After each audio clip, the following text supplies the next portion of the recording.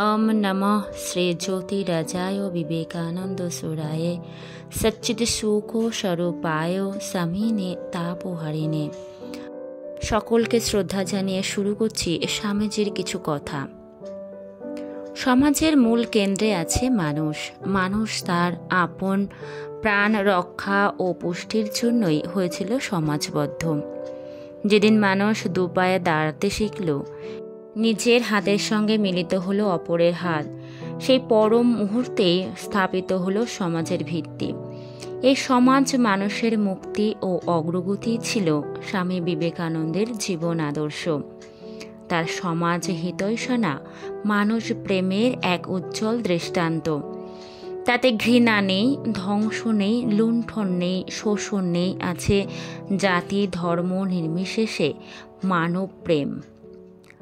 Man making religion, এই হলো তার ধর্মবোধ। এই ধর্মের একদিকে যেমন আছে ধ্যান ও তপস্যা, আবার অপরদিকে তেমনই আছে নিঃস্বার্থ ভাব, মানব সমাজের সেবা। স্বামী বিবেকানন্দ ছিলেন সর্বজীবে সমতার আদর্শ প্রচারক এবং এই তত্ত্ব বেদান্ত দর্শনের সার সত্যসমূহের অন্যতম। যেহেতু সকল মানবী ঈশ্বরের অংশবিশেষ, তারা সকলেই সমান এবং কোনো একজন মানুষকে অন্যদের তুলনায় হীন বলে চিন্তা করা চলে না। এই ভাবের ভিত্তিসূত্র আমরা দেখতে পাই সারা ভারতে প্রচলিত একটি সংস্কৃত ভাষ্যে, যত্র জীব তত্র শিব, অর্থাৎ যেখানেই মানবাত্মার উপস্থিতি, ঈশ্বরের অধিষ্ঠানও সেখানে। এই প্রসঙ্গে স্বামী বিবেকানন্দ কয়েকটি নতুন শব্দবন্ধের সৃষ্টি করেছিলেন।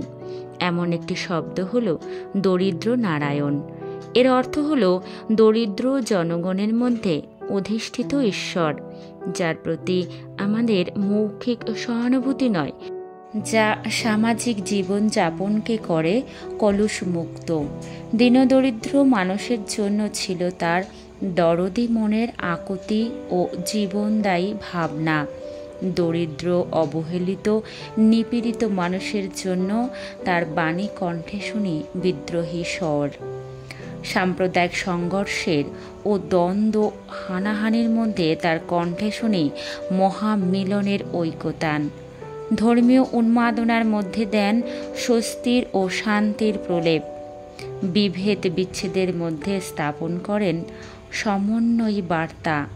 বিবাদ নয় সহায়তা, বিনাশ নয় পরস্পরের ভাব গ্রহণ, মতবিরোধ নয় সমন্বয় ও শান্তি। ভোগবাদের মধ্যে ত্যাগবাদকে প্রতিষ্ঠা করে সামাজিক সাম্যতা বজায় রাখেন। আর যখন দেখি সত্যের অপলাপ, তখন বিবেকানন্দের কণ্ঠে শুনি সেই যুগ উপযোগী বাণী, যা এভাবে প্রকট হয়ে ওঠে: সত্যের জন্য সব কিছু ত্যাগ করা যায়, কিন্তু কোনো কিছুর জন্য সত্যকে ত্যাগ করা যায় না। মানব সমাজের মান উন্নয়নে তার এক আশ্চর্য দর্শন, শিবজ্ঞানে জীবপ্রেম। তার হৃদয় বীণা থেকে উৎসারিত হয়েছে বহুরূপে, সম্মুখে তোমারে ছাড়ি কোথা খুঁজিছ ঈশ্বর। জীবে প্রেম করে যেই জন, সেই জন সেবিছে ঈশ্বর। এই কথা যিনি বলতে পারেন, তিনি তো দ্রষ্টা, সত্যি ঈশ্বর প্রতিম সাধক।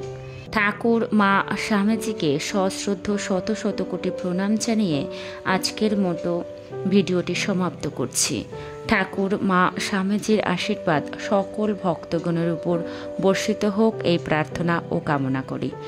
এবং ভক্তগণের কাছে একটাই প্রার্থনা, যদি এই ভিডিওটি ভালো লেগে থাকে তাহলে অবশ্যই একটা লাইক করুন এবং কমেন্ট বক্সে এসে ঠাকুর মা স্বামীজিকে প্রণাম জানিয়ে যাবেন। ভালো থাকুন, সুস্থ থাকুন, নমস্কার।